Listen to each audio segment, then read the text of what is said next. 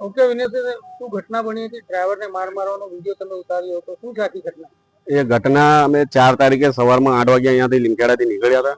ત્યારે અડધે સમય 9 વાગ્યાનો સમય હતો. તે ટાઈમે સામેની સાઈડ આરટીઓ સાહેબ ટ્રક ઊભી કરાવતા એવું અમને નજરે પડતા અમને ખ્યાલ આવી ગયો કે ડ્રાઈવર સાહેબ આરટીઓ સાહેબ પાઇપલાઇન ઉતર્યા હતા. તો 100% ડ્રાઈવરને મારશે એવું અમને ખ્યાલ આવી ગયો. અમને યુ ટર્ન લેતા ઓછામાં ઓછી 20-25 લાકડીઓ મારી દીધી હતી અમને પહોંચતા. અને એ જ મોબાઈલ મેં જાતે મારા મોબાઈલમાં કેદ કર્યા હતા એમને. તે ટાઈમે એમને પૂછ્યા દબંગાથી અમારી સાથે બી દાદાગીરીની ઊંચા અવાજથી વાત કરતા હતા કે તમે કોણ છો, આમ છે તેમ કરીને. એટલે ડ્રાઈવરને ખૂબ ખરાબ રીતના માર્યો છે. આવું ઘટના નહીં બનવી જોઈએ બીજી વાર, અને કાયદેસરની કાર્યવાહી થવી જોઈએ એમની ઉપર. કડક પગલા ઉપરથી અમને તો ગાંધીનગર સીએમ સાહેબની બીકીએ છે કે આવા અધિકારીઓને ખુલ્લા પાડો.